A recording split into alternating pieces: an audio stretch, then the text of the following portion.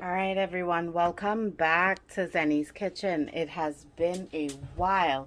So, as you can tell on the menu this morning, we are going to salted fish Accra. So, here are all my ingredients that I've gathered together to start off with the Accra.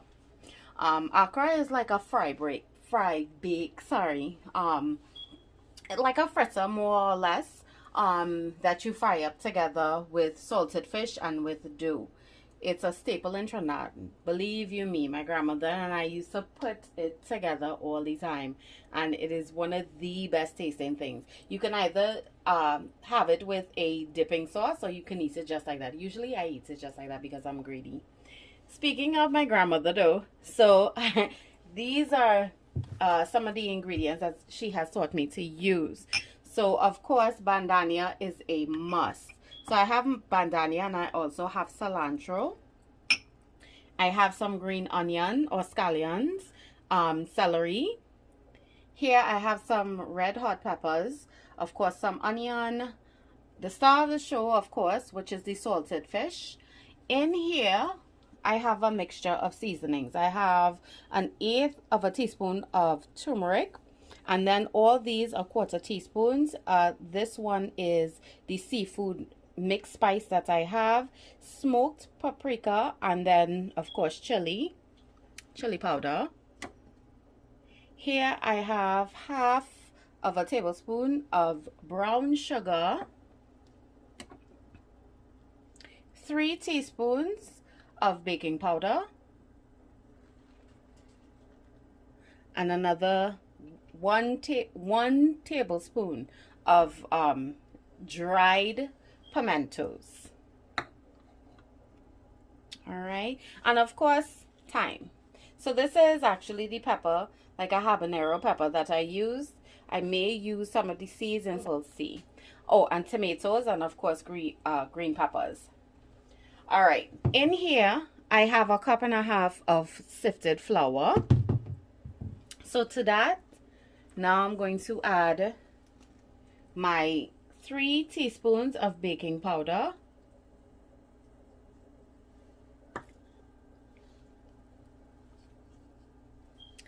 and now I will add my powdered seasonings to that.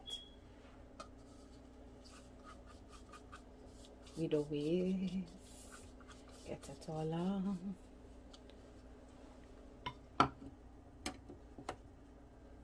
And the sugar. And then I'm going to mix this all up together.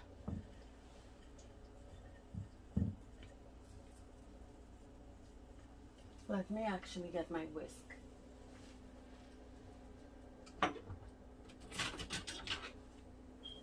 So while this is doing, my daughter has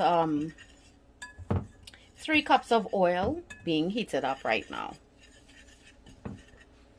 So to this, now I will add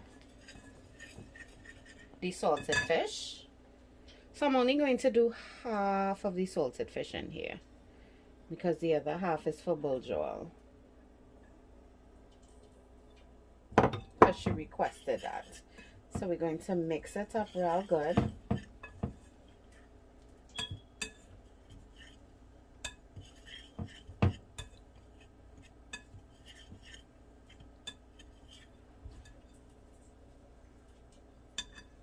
Sometimes the hand knows.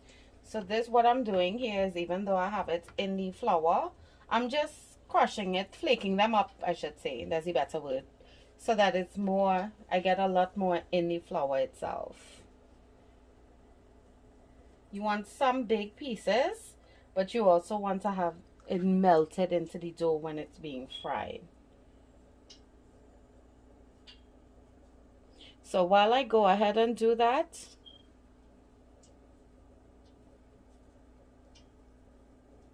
I'm going to start the fixing for my bulgur. Keep watching. All right, so I went ahead and flaked off more of the saltfish into the flour mixture that I have here. So to that, I'm going to add 1/2 of the onions as well.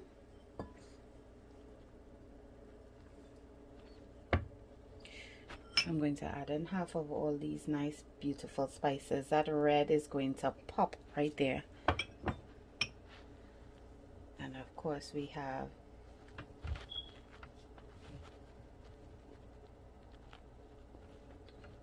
cilantro and the Chadon Beni.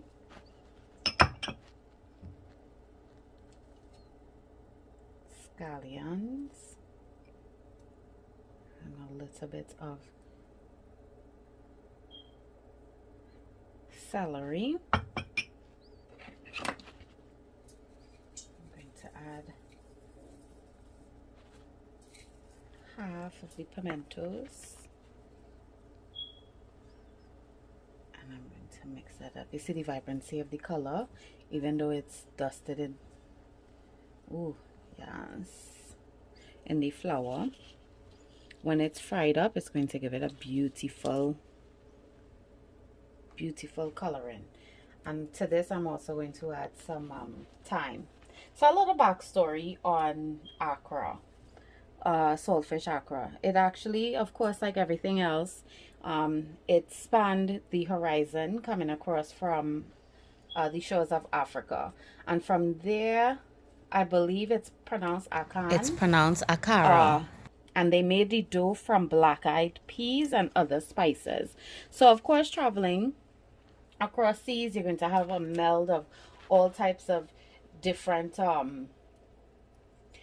cultures coming together. And so now we use the flour and, of course, the other spices. So just a little history my grandmother taught me as well. And speaking of my grandmother and stories and things like that, oh my goodness. While we used to make the saltfish, I used to ask her all kind of questions. Sometimes she just used to say, oh my gosh, how much questions you have and you want to ask? Well, plenty. Always asking plenty. So, and she used to tell me stories, especially when I had just arrived back into Trinidad, right? So I spent a few of my formative years right here in the US, in New Jersey.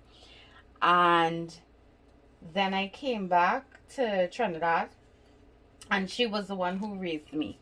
So during that time frame, she used to tell me stories. My cousins and all used to tell me stories about the folklores that we have. And one of the big ones that used to stick out in my head was, who you think? The sukunya. Now, a sukunya is a female version of a vampire, also called a loup-garou, right? Or a loup-garou. And they say they like fresh blood, fresh meat. It is smellier. I just added some minced garlic in there. So I remember one time while making this, I had a mark on my leg, this blue mark. And listening to these stories, I remember when you had a round bluish circle, that means a sukunya bite you. So it was like maybe about 2 weeks after being there. And in the middle of this bite, my son says it smells so good. In the middle of the bite were 2 red marks that looked like two teeth punctures. Now, mind you, I grew up listening to all these stories. And of course, I had questions of my own. So, rightly so, I turned and I asked her if it was a sukunya bite. And of course, she said it was a sukunya bite. Now, sukunyas, relatively, we lived in the eastern part of Trinidad.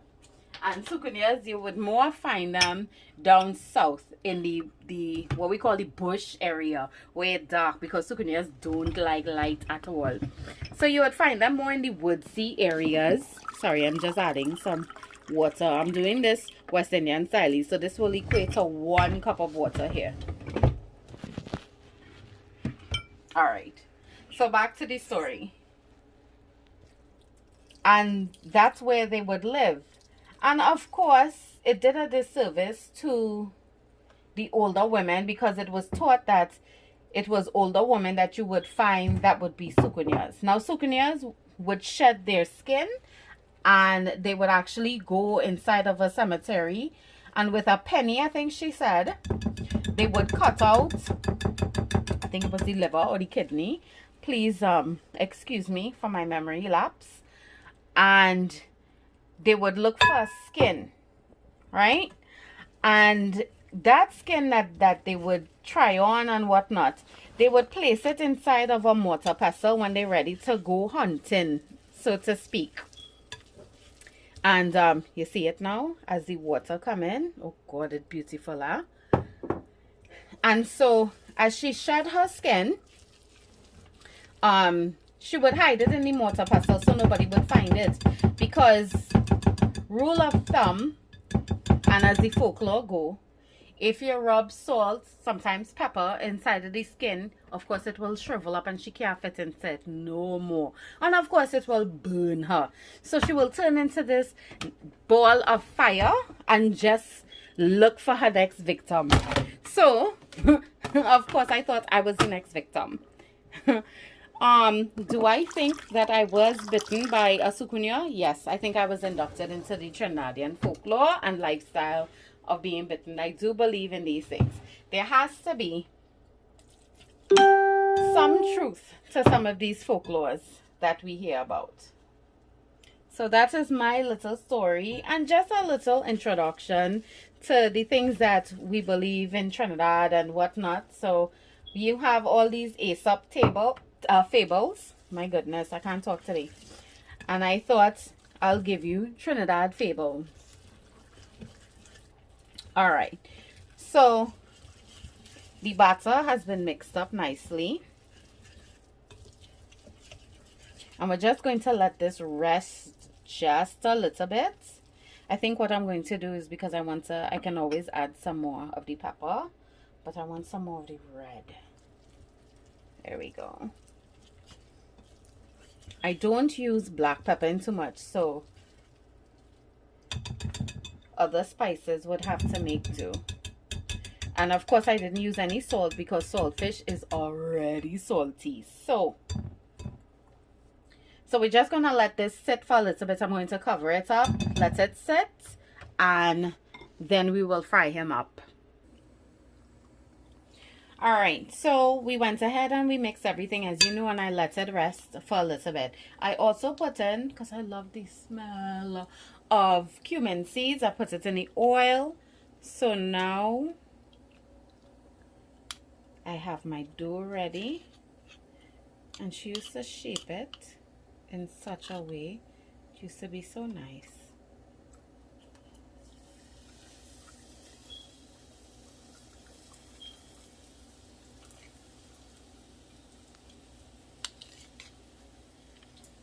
Let me tell you how I love Accra.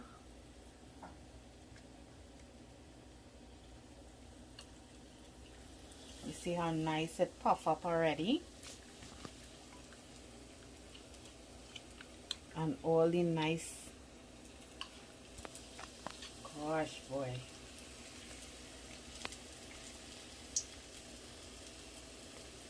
All the seasoning and everything in it. This gives it really good flavor and presentation. Uh-oh, we had a man overboard. No. We'll take him. Alright. So in the meantime, ooh,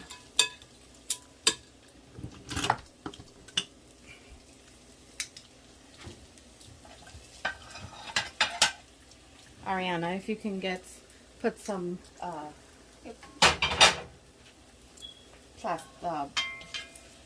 brown bags, please.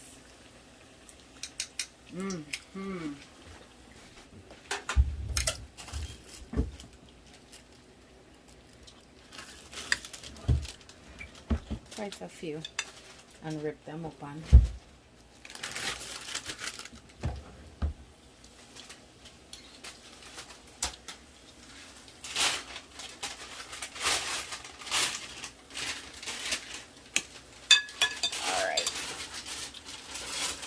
This on me because I'm ready for it. Thank you. Alright. So, Mom, Yeah. What if someone gets married to a sukunya? What if they get married to a sukunya? Mm. Well, you're married to a sukunya. I don't think at that point she will. You're asking about if they find out. Mm-hmm. Well, technically the same thing. It depends on, I guess, the person. So you could really, literally be sleeping in bed with the devil. I don't think she will leave her skin though, for them to find it. And if they do, that salt is real. And there's some people also, you would leave rice. So in order to catch the sukunya, they say you could either leave a broom upside down in the house. You can either, so yeah, and they said if you turn a broom upside down, but then there's also if you leave rice grains all around your house, the sukunya have to stop and count it. So I'm sure if somebody married and they want to test out that theory, put some rice grain around the house. Familiar, actually. Yeah.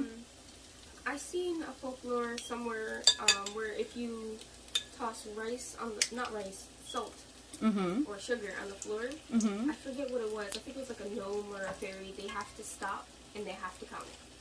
Like if you're standing right in front of them or if they see it anywhere, they have to stop and count it. Yes. So like a OCD thing. Yeah. Yeah, that's usually how you catch it. And most of the folk tales will collide into one to another, right? Because like the sukunya, they really come from the French that came over to the island, right? And I think it was the female vampire stories that melded with the African vampire stories, and so it evolved into the sukunya, and it spread all over the Caribbean. So you already know, I'm quite sure it has sukunya. And I would probably get sued, but I can verify that by the mark on my leg. So, sukunyas, are their prey random or do they choose them? Like, how do that happen? I believe they do search for their prey, but in essence, you might have some random ones in between, you know.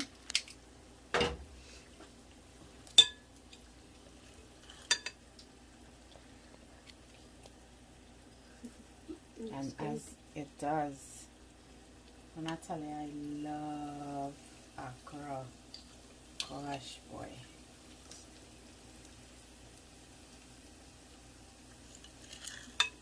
My son is mouthing, I want some. I can't say that? I shouldn't say that? Why? You don't know? Aye, aye.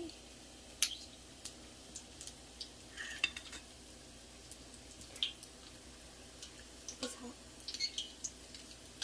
Oh, you want a taste test? Where's popping now? Yes.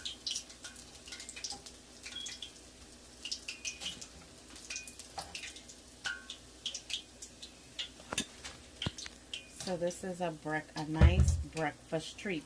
You could really have Accra anytime you feel like it, anytime. When my grandmother used to make these, oh my God.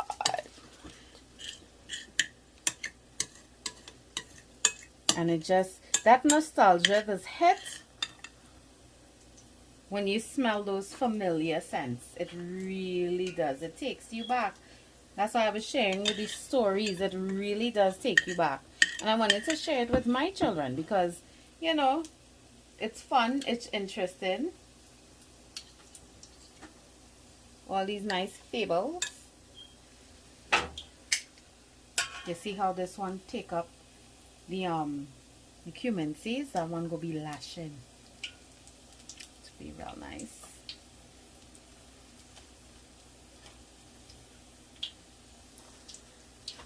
As you can see, when I turn down the heat, my babies, that's the golden brown that you're looking for. So, and I'm going to do one last one. It's probably not going to be a big one, but we have enough in there not to waste.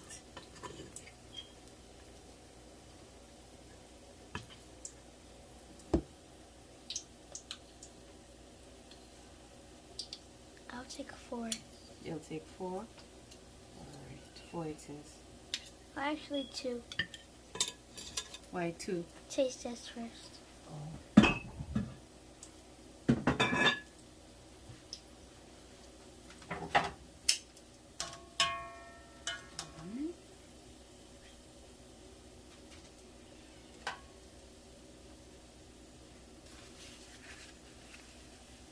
And that was simple enough. Ari, add another bag. Rip another bag. And we're going to place it underneath. Because you really want the oil to soak out.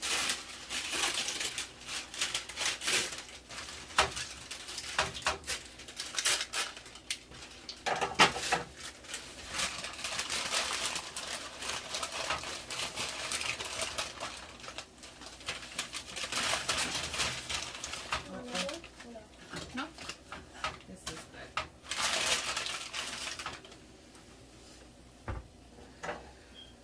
Smells good? Mm-hmm.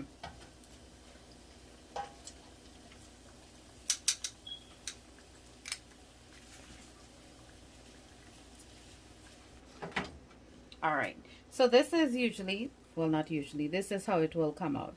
So you see that flake? All right. So this is what it would look like when it's done cooking. That flaky but moist on the inside. It's still a dough. And of course my son had to have. And that's it right there. And now I'm going to make the bourgeois. See the steam coming up? Okay.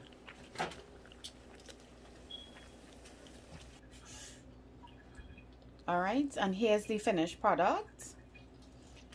And now it is just to make the sauce. I think I am going to make some Chadon Beni sauce to go with it. Alright, so that is how you make the fish fritters, the saltfish fritters, or Accra as we call it in Trinidad.